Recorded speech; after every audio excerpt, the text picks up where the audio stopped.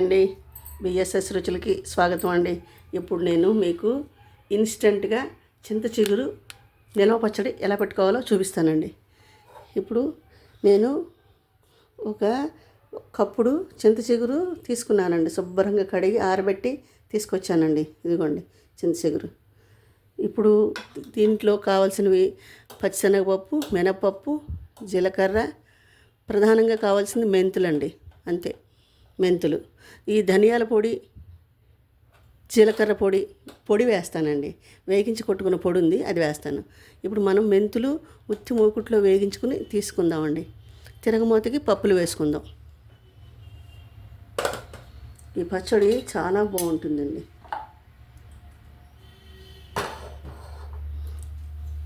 ఇన్స్టెంట్గా అప్పటికప్పుడు చింత చిగురు పచ్చడి తినటానికి భలే ఉంటుందండి. కొంచెం మూకుడు వేడెక్కాక ఇదిగోండి ఇంగువ. ఈ ఇంగువ వేస్తానండి. దీంట్లో వెల్లుల్లిపాయలు అవి ఏమి వేయకూడదండి. చింత చిగురు వెల్లుల్లిపాయలు అవి సూట్ అవ్వండి. ఇందాక వంకాయ కూరలో వేసానంటే వంకాయలు చింత చిగురు ఎక్కువ లేదు కదండి. ఒక చెంచా మెంతులు చాలండి. ఒక చెంచా చాలు.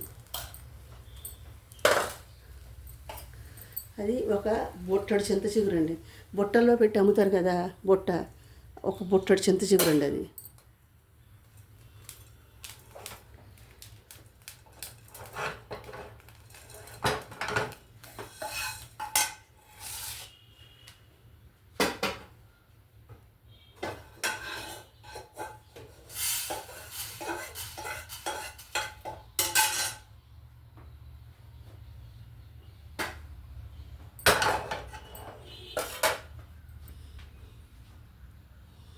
ఇప్పుడు మళ్ళీ మూకుడు పెట్టానండి. దీంట్లో పల్లి ఆయిల్ వేయాలండి.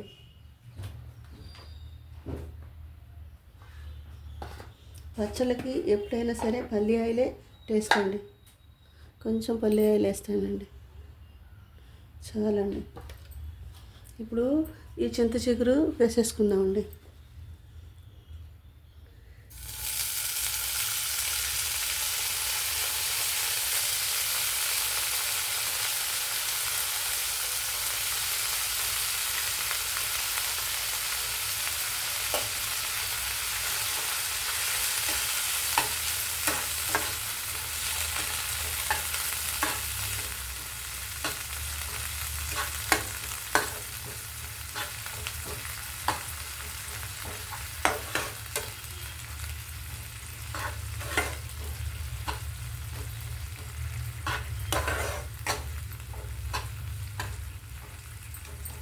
చింత చిగురు ఊరికే మగ్గిపోతుందండి.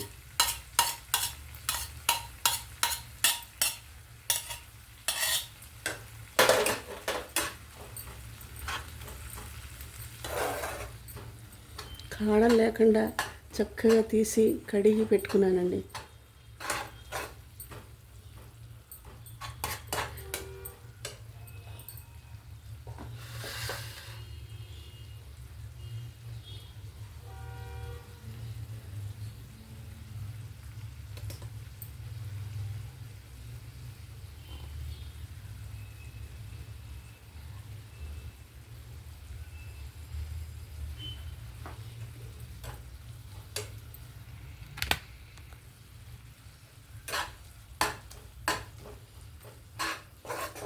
ఇది మీరు మిక్సీలో పేస్ట్ చేసుకుంటే చేసుకోండి, నేను చెయ్యనండి. ఇలాగే వేసేస్తాను, కలిపేస్తాను. మగ్గిపోయిందండి చింత చిగురు.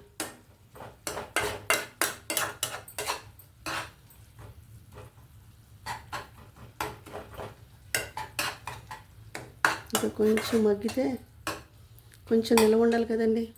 ఒక 10-15 డేస్ ఉంటుందండి పచ్చడి. ఏమీ అవ్వదు, మీరు ఫ్రిడ్జ్లో పెట్టక్కర్లేదు.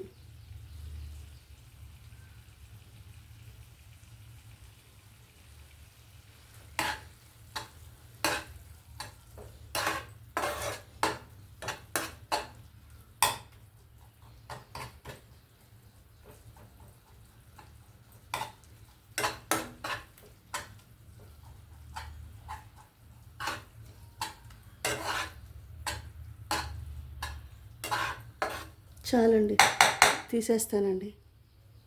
ఇప్పుడు ఆయిల్ వేసుకుందామండి. చాలండి, పచ్చడి ఎక్కువ లేదు కదా.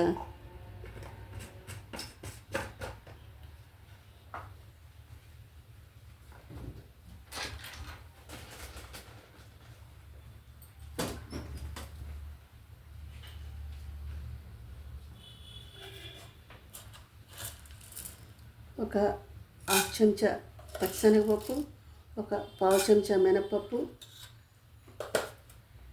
2 గుండు మిరపకాయలు కాడలతో సహా వేసేసానండి. తొడలు తీయలేదు నేను, తొడలు తీయకుండా వేసానండి. గుండు మిరపకాయలు తిరగమూతల్లో చాలా బాగుంటాయండి.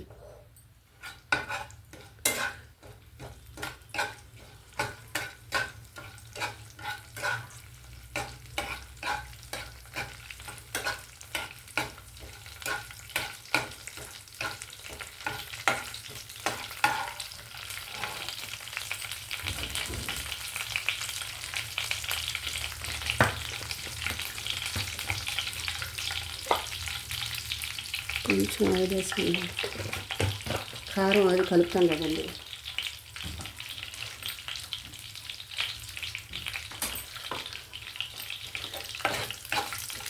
తిరగమూత వేగిపోయిందండి. ఇప్పుడు దీంట్లో ఇంగు వేస్తానండి. ఒక చెంచా ఇంగు వేసానండి, ఇంకా కొద్దిగా వేసానండి.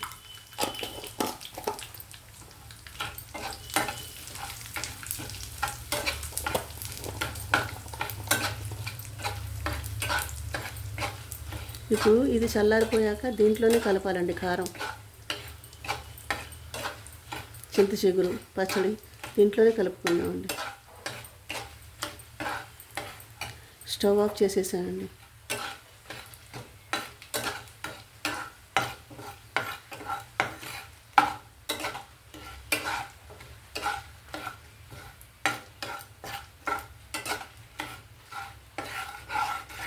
ఇది కలపకపోతే ఈ తిరగమూత మాడిపోతుందండి.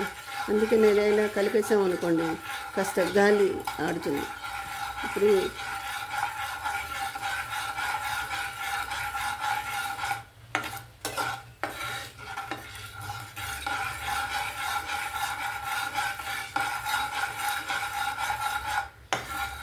ఇప్పుడు దీంట్లో ఈ చింత చిగురు వేసేద్దామండి.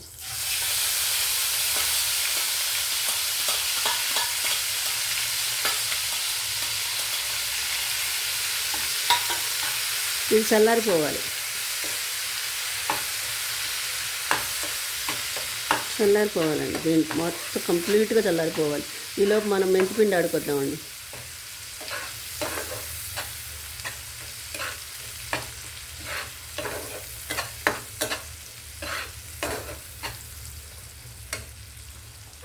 దీంట్లో కాస్త ఉప్పు వేస్తానండి.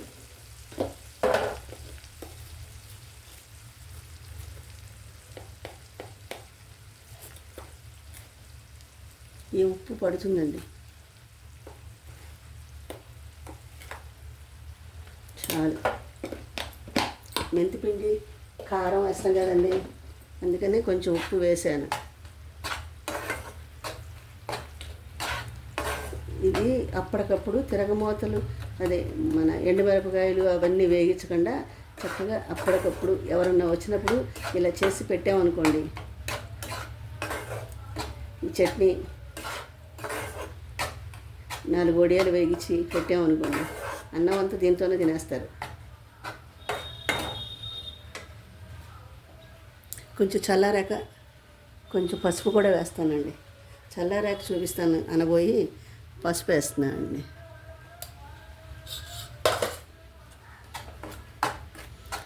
దీంట్లో ధనియాల పొడి, జీలకర్ర పొడి వేయాలి, వేసేస్తానండి.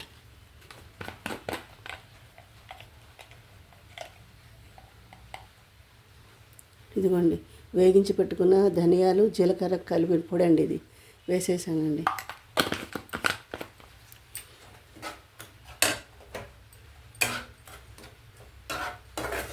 ఇంకా దీంట్లో మనం కారము మెంతిపిండి కలుపుకోవాలండి.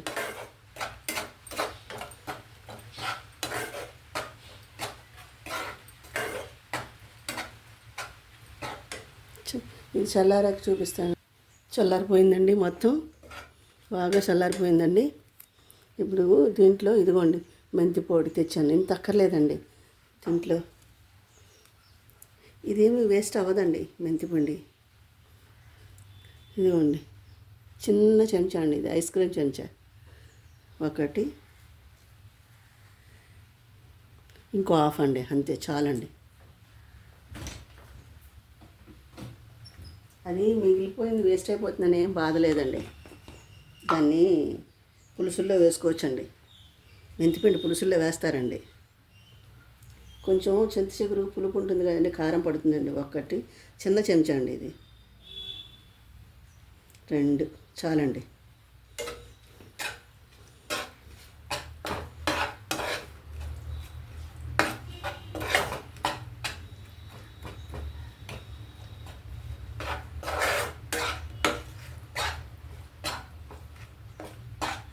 చాలా బాగుంటుందండి పచ్చడి.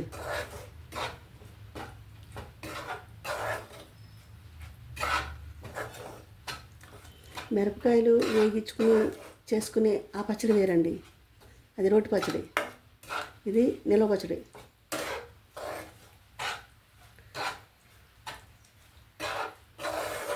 ఇప్పుడు వానలు పడుతున్నాయండి, లేకపోతే నిల్వ పచ్చడి 6 నెలల వరకు నిల్వ ఉండేలా పట్టచ్చండి పచ్చడిని. అది కూడా చూపిస్తాను మీకు నేను. కొంచెం ఎండ ఉండాలి, దానికి ఎండ రావాలి. ఎండ వస్తే చూపిస్తానండి, ఖచ్చితంగా చేసి చూపిస్తానండి. చింత చిగురికి వెల్లుల్లిపాయలు సూట్ అవ్వండి, మీకు కావాలంటే మీరు వేసుకోండి. దీన్ని సర్వింగ్ బౌల్లోకి తీసి చూపిస్తానండి. అదిగోండి పచ్చడి. మీరు కూడా ఒకసారి ట్రై చేయండి. నా ఛానల్ని సపోర్ట్ చేయండి, సబ్స్క్రైబ్ చేయండి, లైక్ చేయండి. నేను